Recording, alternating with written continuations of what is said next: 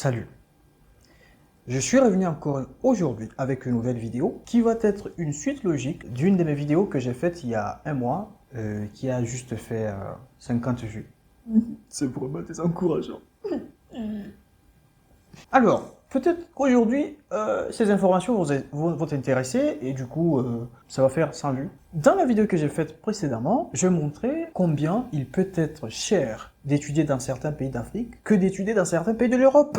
Et aujourd'hui, dans celle-ci, je viens spécifier quels sont ces pays où je conseille, où vous pouvez étudier à moins cher. Et ces pays sont, je cite, l'Ukraine, la Biélorussie, la Russie et un pays de l'Asie centrale, le Kazakhstan. Pourquoi je vous cite ces 4 pays? D'accord, je sais, il y en a tellement, des pays où vous pouvez étudier à moins cher à l'étranger. Mais pourquoi je vous cite ces 4 pays? Eh bien, je vais vous donner mes 5 raisons pour lesquelles je vous cite ces 4 pays. La première raison, c'est une éducation de qualité. Tout le monde sait que le système d'éducation russe est parmi les meilleurs du monde. Et tous ces pays que j'ai cités faisaient partie de ce qu'on appelle l'ex-URSS. Donc, le système d'éducation dans tous ces pays est presque les mêmes.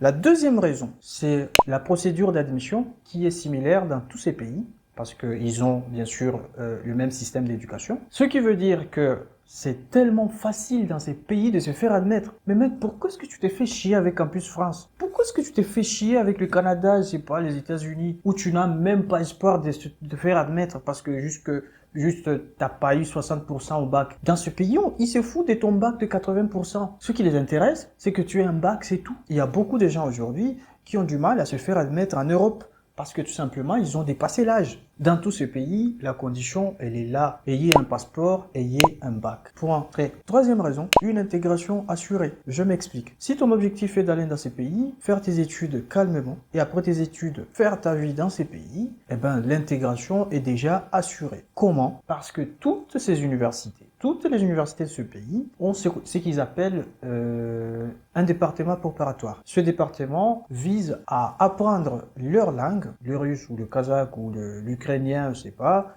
Enfin, ça dépend dans quel pays tu es. Le but de ces départements, c'est de vous apprendre leur culture ainsi que leur langue. Dès que tu auras déjà appris tout sur leur culture, tout sur leur langue, l'intégration est vraiment assurée. Tu peux facilement communiquer avec les gens, tu peux facilement te retrouver et chercher ou trouver un travail, ça devient tellement facile. Qu'est-ce que tu veux d'autre? La quatrième raison, c'est des frais d'éducation tellement abordables. Alors, en Ukraine, bien sûr, il fait tellement moins cher. En Biélorussie, le coût de l'éducation aussi est tellement abordable. En Russie, même au Kazakhstan, même chose. Alors, bien évidemment, toutes les universités ne facturent pas de la même manière. C'est pour cela que je suis là, pour vous donner des conseils, pour vous montrer où est-ce que vous pouvez aller et où est-ce que vous ne pouvez pas mettre le nez. La cinquième et la dernière raison, c'est par rapport à notre situation actuelle aujourd'hui, la pandémie, et on a le foutu variant Omicron, qu'on ne sait jamais jusqu'où il va s'arrêter, et beaucoup de pays sont en train de fermer les frontières. Alors, si vraiment tu veux voyager, si tu veux voyager pour tes études dans un pays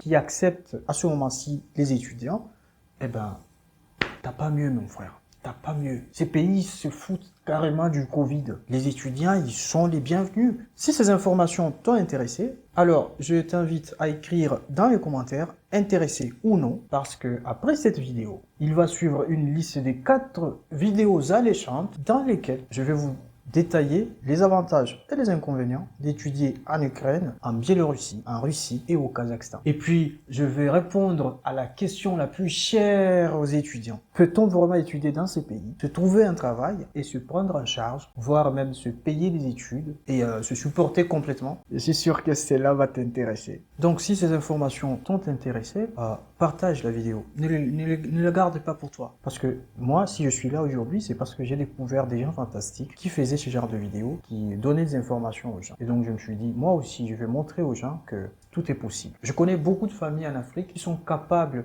de faire étudier leurs enfants à l'étranger, même avec un petit budget. Mais le problème, c'est que les gens ont peur. Les gens pensent que étudier à l'étranger, il faut avoir des millions de francs CFA, je sais pas, des millions de francs congolais pour le faire. Et pourtant, on peut le faire malignement. Il suffit juste de savoir quoi faire. Et je suis là pour ça. Donc, si vous avez des questions, n'hésitez pas à les poser en commentaire. Et si vraiment vous êtes intéressé, abonnez-vous au max. Ça va me permettre, ça va me motiver de faire encore beaucoup plus de vidéos au maximum pour vous donner beaucoup plus d'informations. Donc déjà, je vous dis à bientôt et on se revoit plus tard, enfin, si vous voulez.